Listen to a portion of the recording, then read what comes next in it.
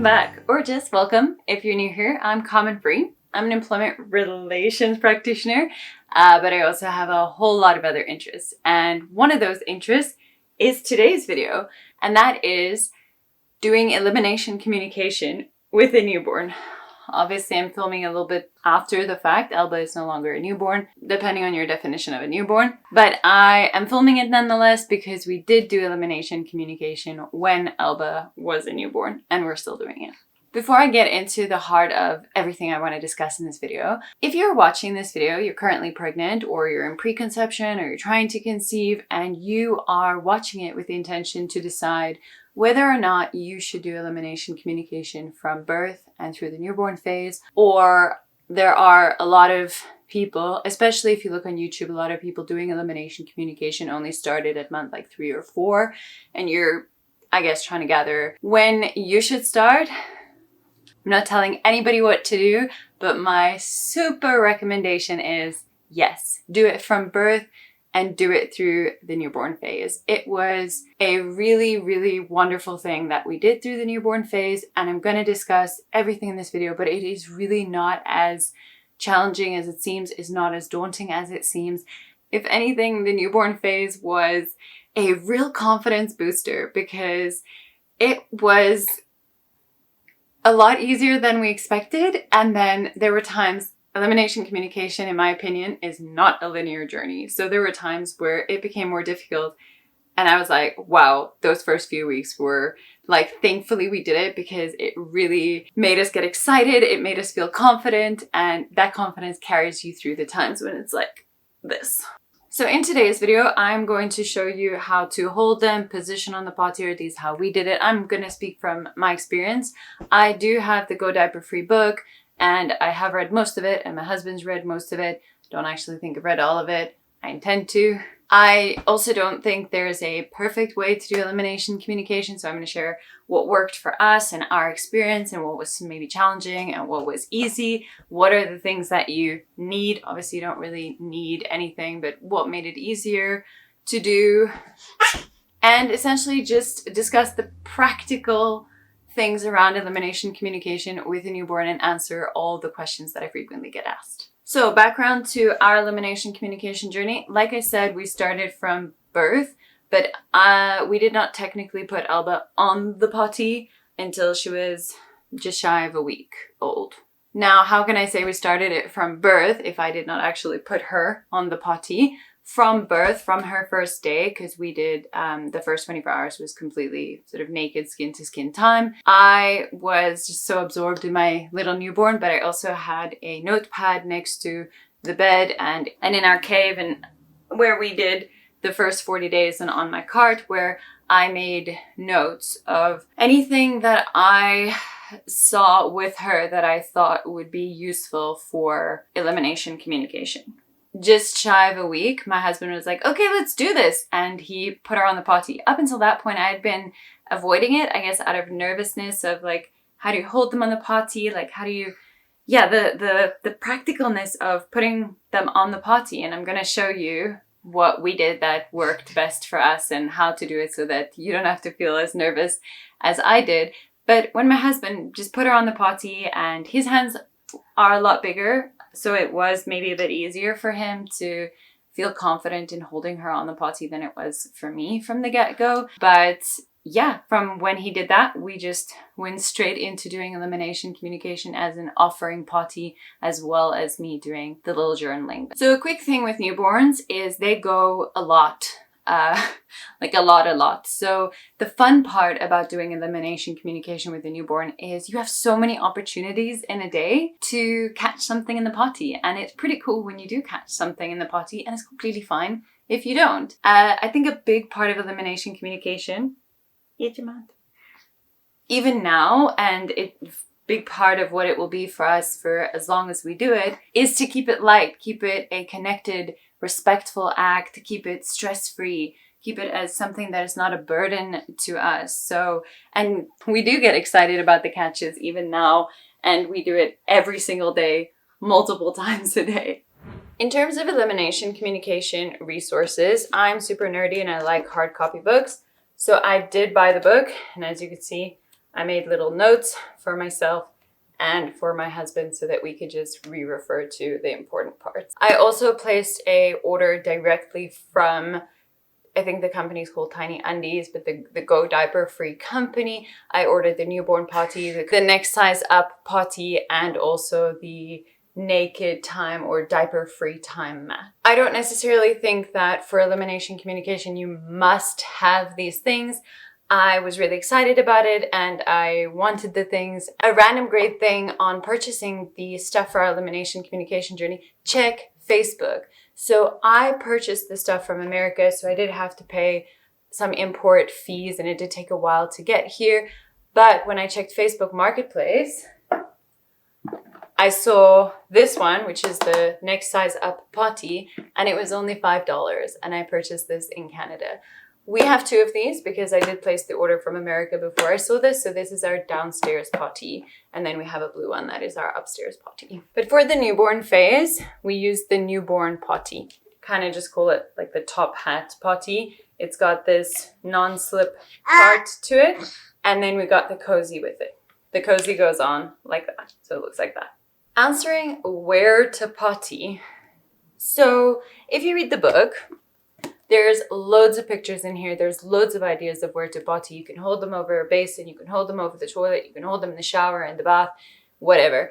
We always just pottied in the potty. I think we've held Elba over the basin 3 times in our entire elimination communication journey, which, you know, we do this multiple times a day. So that's a very small amount of time that we held her like over the toilet or over the basin or just next to a tree. For whatever reason, we've just kind of done potty. And then when she outgrew this potty, we did this potty. A practical tip that I can give, or that we choose to do, that I think has made life a lot easier, is the newborn phase Elba and I predominantly spent in our cave, which is our bedroom. Next to my bed, I still have it, a trolley that had all my stuff on, and we pretty much lived on that bed for our first 40 days. So that meant this potty was always right there within arm's reach for me. And that makes it a lot easier to first always remember to potty, and secondly, the sort of margin for like get them on the potty at the newborn phase is small. So you do want it close by. You don't want to have to go look for your potty. So what we used that I think made life easier is we would undress, hold her on the potty, and then we'd use, I call them bum towels. These are actually just ugly towels from our home birth. And now I've cut a few more that we throw down for when we take her off potty, because you still want to wipe down and you don't want to maybe put nude baby straight onto your bed. So we use bum towels for before. I'll like lie her down, take the diaper off, put her on potty, and then put her back on this when we're done. Wipe down and then put new diaper on, and then this can just go in the wash if it gets anything on. We have lots of them. Initially, we would just use the diaper-free mat, but then it got dirty and I wanted many during the day. So this, and if you're worried about stuff seeping through onto your bed or onto anything, then you can use this over the diaper-free mat or over an absorbent pad. Now onto the positioning. Since Elba is a little bit too big for me to show you now, I'm just gonna show how we would typically position in the newborn phase. We kept the cozy on. So the cozy is so that their butt doesn't get cold when they go into the potty, but we have central heating, so that's not really a major issue. But the cozy was on because their butt is pretty small when they're born, and this made it a bit of a nicer, cozier fit. It also felt nicer on a very like little legs, super newborn skin, to just have this softness. So for the entire duration that we did newborn pottying, no matter what the weather was, we used the cozy unless it was in the wash. So one of the things that I would like to do for my future newborn elimination communication journey is have more than one cozy, because of course it did sometimes get stuff on and need to be washed. And then if it was in the wash, I didn't have one. So next time, random tip to myself, and if it's useful for you, I will have more than one cozy, but only for the newborn phase. I know this video is not about later stages, but I have the cozy for this one and I don't think I've ever used it. So let me show you the positioning that we would do with Elba. All right, I haven't done this in a while. So what we would do is take the potty, put it between your legs. You can be sitting or hold it like that, whatever is going to be easiest for you to put the potty there. And then right at the beginning, we would, because remember, newborns are pretty floppy. So I'm going to use Elba's little bunny to show this part. But kind of hold them there and then pick up baby with this hand positioning with thumbs supporting their neck because they're not yet holding up their own head. So right at the beginning, we followed the book and we'd put her on the potty like this.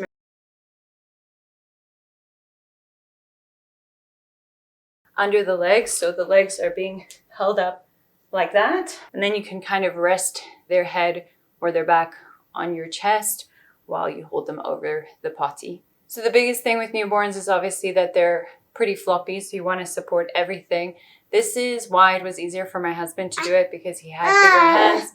So it's easier to hold the whole body like this. But also if you've got smaller hands, just use your chest to support this part. And then you can just move the positioning if you want to kind of take them off. In those first weeks, my husband did, I think, about 90% of the pottying. In the first, like, say, 3 weeks or so. He was working from home, so I would call him and be like, hey, do you want to potty Elba? And it just seemed a lot smoother and he was more comfortable to do it. But then as they grow stronger and they start to hold up their own head, it does become a lot easier to hold them on the potty. It's also one of those things that feels or seems a lot scarier than it actually is. When you're doing it, you will get comfortable with holding your baby pretty quickly, and you will be able to hold them in a way that feels gentle and smooth, even if the first couple of times feel a bit bumpy. What I will also say, the nice thing about the cozy is you're not letting them, at this age, they're still very floppy. Not this age, that age. So you're holding them over the potty. You're not letting them sit on the potty because they're not able to sit yet. You do just kind of hover them over it, but that's why I'm saying, like, we just carried on doing potty, because I think her feeling the seated position in it with her legs a little bit on it was also part of learning the habit of going in the potty. And then just to end off the use of the potty part of this and how long we use the newborn potty for, if you're trying to make a decision on whether or not you want to buy it, we probably stopped sooner than maybe other people would, but I stopped as soon as it didn't feel entirely stable, because she became very wriggly in general. I don't mean like wriggly to get off the potty, that's different. I mean like in general, she wanted to move around a lot more and she was getting quite big. So holding her over this started to feel a bit unstable. One of the things, so I showed newborn phase, okay, well I'll just show you with Elba, is against the body. Like this. So if you read the book, you'll see that there's a lot of recommendations for against the body to make sure that they feel safe and they feel you. So in the first week or so, we did do against the body, but we found it was Elba's preference not necessarily to have her back against us, but to see us. And that's when we moved to pottying her where her back was away from us. She was facing us, and I would cross my legs and her legs would be on top of mine. So one of the cues, sort of skipping all over the place now, but one of the cues when she wanted to get off the potty is she would push with her feet as an indication she wants to get off now. She's done. So probably only for a week did we do the back to body, but you'll have to figure out what does your baby feel comfortable with, because some babies might continue to feel comfortable with back to body. Elba really liked to see us and still does. Even when we potty now, she sits, it doesn't go between my legs anymore, she sits on the potty and she faces me. Her feet aren't on me anymore, they're just on the ground, but she'll also do that to get off the potty now.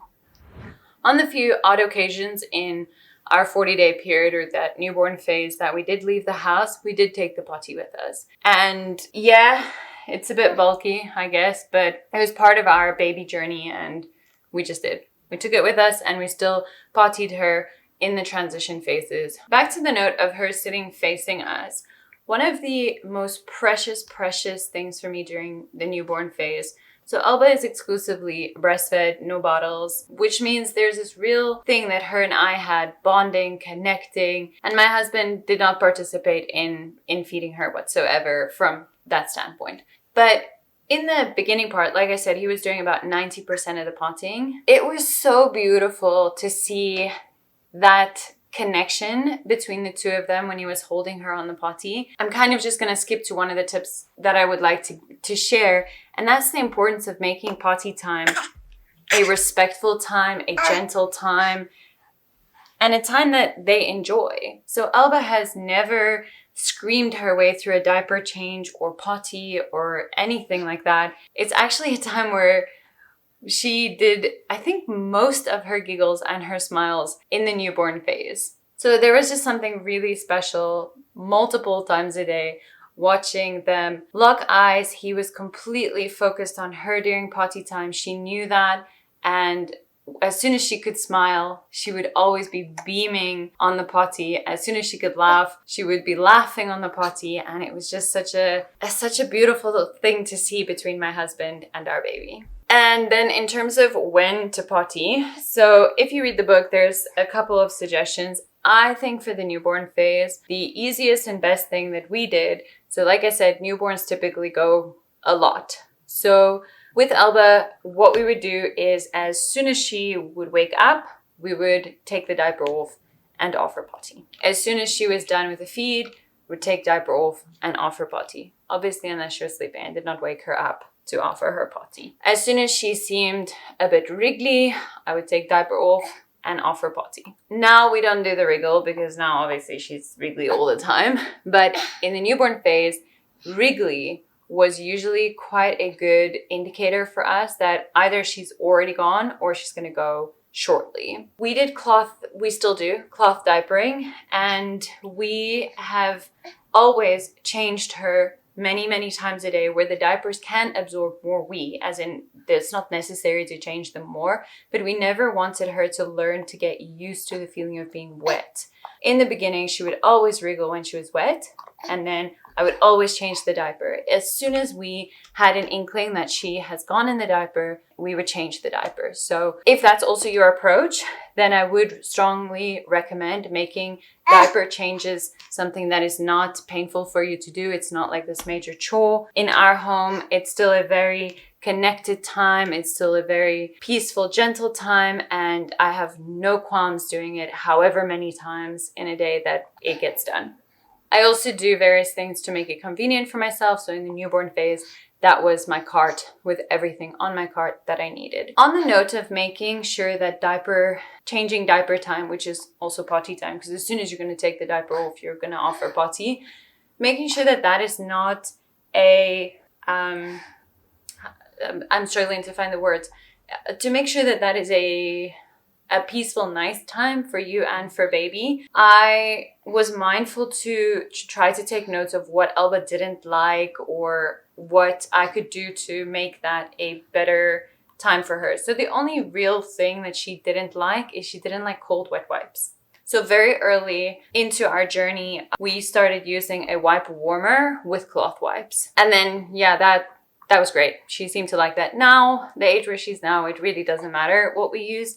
But for the newborn phase, she had a preference for soft, warm cloth wipes, or at least it appeared so. We also followed the parenting approach of making sure that with diaper changes, we are making eye contact, we are doing it slowly, we are speaking to her while doing it. We've been speaking to her while doing potty from the beginning, and that's part of our elimination communication. So I'll tell her, okay, Elby, you're on the potty now. Do you want to pee-pee? Do you want to poo-poo?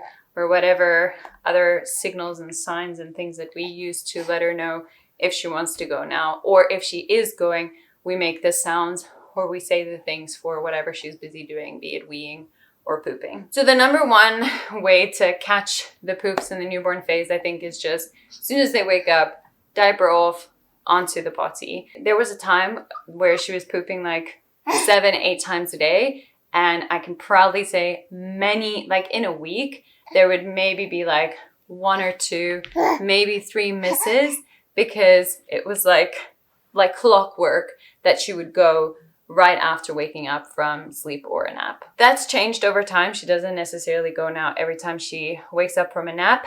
But what hasn't changed is the morning one. When she wakes up from sleep, like nighttime sleep, that is still our most consistent poop catch, is to, when she wakes up, when she's nice and awake, take diaper off, offer potty. So if you're gonna just do offering potty, say once a day, I strongly recommend it be the morning wake up time, or one after a really, really long nap. Elba is still very young, and even for the newborn phase, up until now, I'm not that phased about catching wees. Wees are very difficult at this age because they're weeing, like this age from newborn until now, they're weeing like all the time.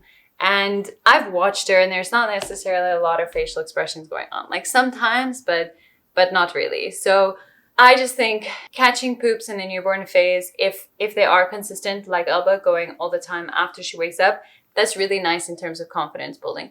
If you're catching wees in between, awesome. But I don't really set any goals for myself. It doesn't bother me if I don't catch them, or I don't place any pressure on it, because it's a long-term journey of doing elimination communication.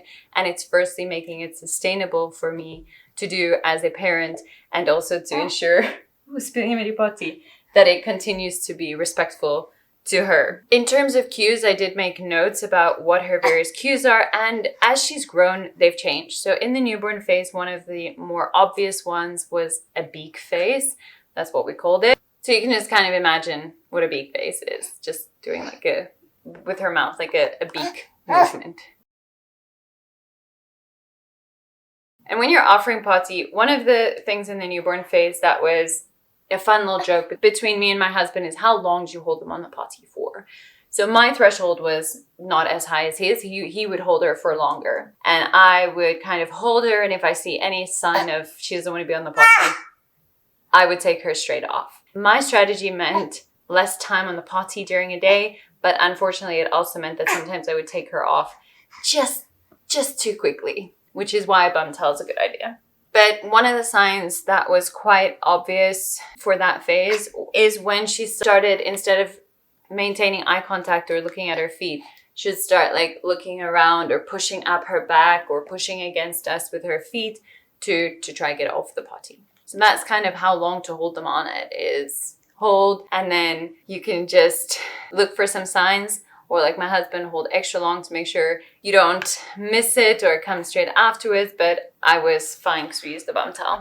One of the recommendations in the book is to put them on a diaper-free mat during naked time, and then to watch them and to see the cues and so forth. I didn't do that as a step before the time. I find that the best times to potty is the transition times. When she wakes up from a nap, when you get back home from something, when she's just done with a feed, when you're about to go somewhere. To offer potty during those times has always been the most reliable way for me to catch the most pees and poops. Oh, random tip with this potty that is not a problem with the next size.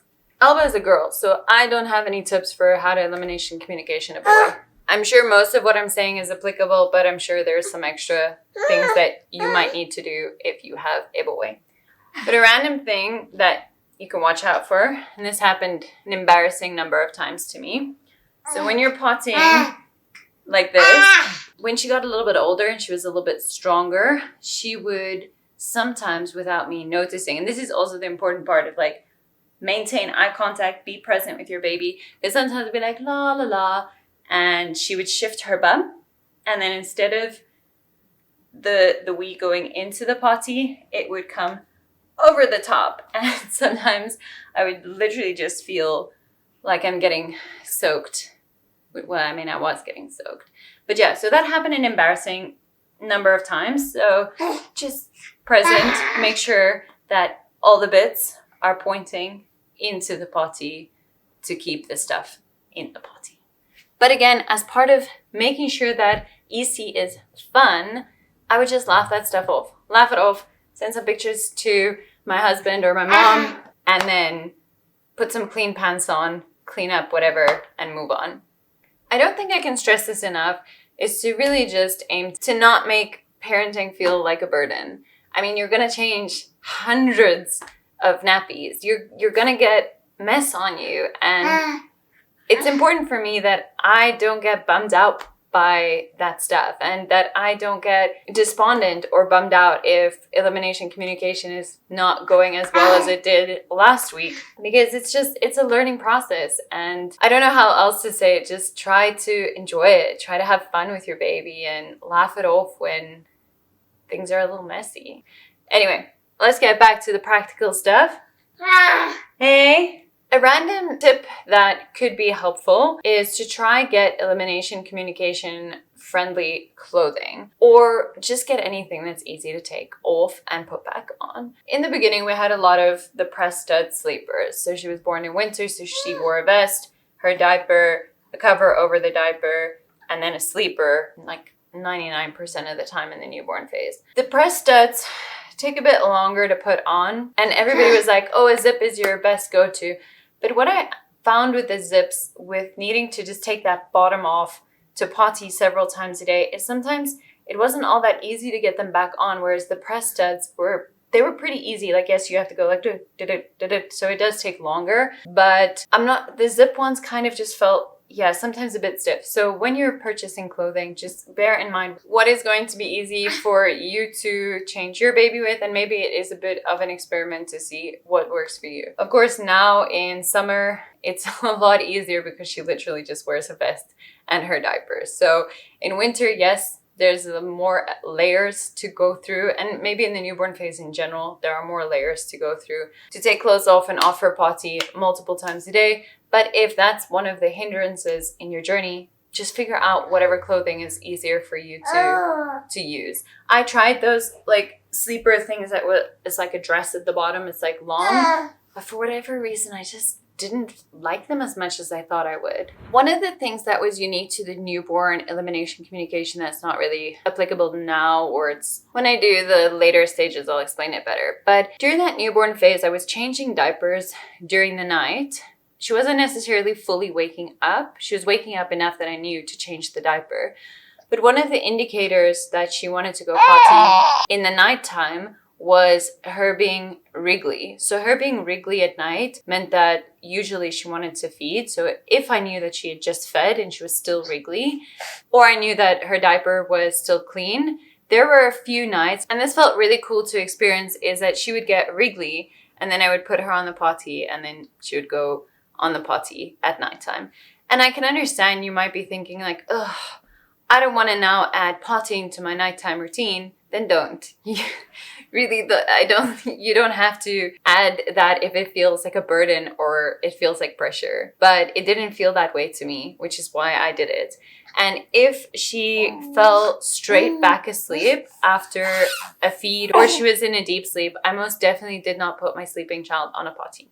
There were a few times in the newborn phase that I put her on the potty and she fell asleep, but I did not wake her or put her asleep on the potty. One of the cool things about elimination communication in a newborn, I don't think that's a way of phrasing it, but who cares, is that when you wipe them, it is so much easier. Because I was catching so many poops in the newborn phase, it was quite interesting when I wouldn't, and it would be quite a lot to clean up relative to when she goes in the potty. It's like one quick little wipe and that's it. Okay, and that's pretty much what I wanted to say about elimination communication with a newborn. The big tips I can give is don't make it a burden.